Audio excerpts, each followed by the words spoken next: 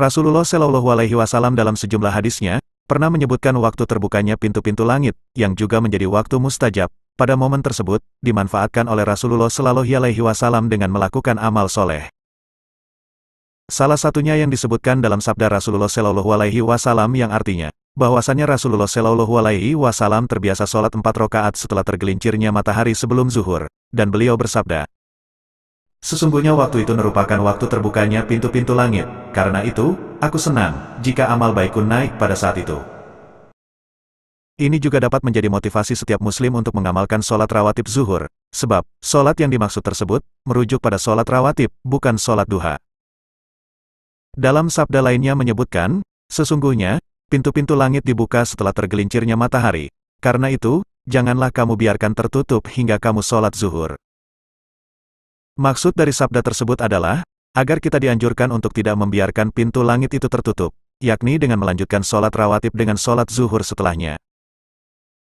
Landasan hadis ini pula dijadikan dalam kitab Imam Tirmidzi, sebagai anjuran untuk memperbanyak doa dan zikir, pada waktu sesudah matahari tergelincir. Untuk itu, pada waktu tersebut, disebut juga sebagai salah satu waktu yang mustajab untuk memanjatkan doa.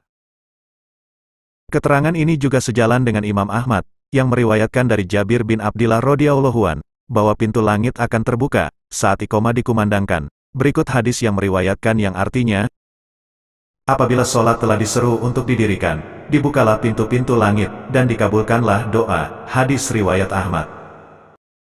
Salah seorang sahabat Nabi, Sahal bin Sa'ad bin Malik radhiyallahu an, pernah menyebutkan beberapa waktu lain saat pintu langit dibuka, dan doa yang dipanjatkan akan menjadi mustajab. Ia berkata, ada 2 saat dibukanya pintu-pintu langit yang jarang sekali orang yang berdoa pada saat-saat itu tertolak, yaitu saat akan didirikan sholat dan saat persiapan pasukan yang akan berperang di jalan Allah. Abu Hurairah radhiyallahu an menambahkan, saat turun hujan dan saat dikumandangkan iqamah untuk sholat-sholat fardu, pintu-pintu langit akan terbuka. Riwayat yang lainnya menyebutkan, bahwa dibukanya pintu langit sebagai momen dikabulkannya doa, yakni sebagai berikut. Pintu langit akan terbuka, doa-doa pun dikabulkan dalam 4 kondisi. Yang pertama, ketika berkumpulnya barisan yang berjihad fisabilillah. Kedua, ketika turun hujan. Ketiga, ketika iqamah sholat. Dan keempat, ketika melihat Ka'bah. Hadis riwayat Tarbani. Waktu mustajab hari Jumat. Hari Jumat disebut juga sebagai waktu yang mustajab untuk memanjatkan doa. Keterangan ini berdasarkan sabda Rasulullah Shallallahu Alaihi Wasallam yang dinukil dari Abu Hurairah radhiyallahu an yang artinya, pada hari itu ada waktu yang, apabila seorang hamba muslim menepati waktu itu dalam keadaan sholat, lalu ia memohon sesuatu kepada Allah, niscaya Allah mengabulkan permohonannya, dan beliau memberi isyarat dengan tangannya untuk menunjukkan sebentarnya waktu tersebut. Hadis riwayat muttafaq alaih.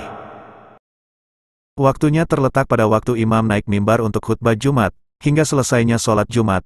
Dari Abdillah bin Umar radhiyallahu an ia pernah bertanya pada Abu Burdah radhiyallahu an yang artinya, apakah kau pernah mendengar ayahmu menceritakan waktu yang istimewa pada hari Jumat dari Rasulullah alaihi wasallam? Ya, aku pernah mendengar ayah berkata, aku mendengar Rasulullah alaihi wasallam bersabda, waktu tersebut ada di antara duduknya imam hingga selesai sholat. Hadis riwayat Muslim. Ada pula yang menyebutkan, waktunya terletak pada waktu-waktu terakhir di hari Jumat, yakni, waktu antara Asyar dan Maghrib. Rasulullah Shallallahu Alaihi Wasallam bersabda dalam hadis yang disahihkan Al-Albani, yang artinya, pada hari Jumat ada 12 waktu, tidaklah seorang muslim memohon kepada Allah Azza wa Jalla sesuatu pada waktu-waktu tersebut, kecuali Allah akan mengabulkannya. Carilah waktu tersebut pada waktu terakhir setelah Asyar. Hadis riwayat Abu Daud.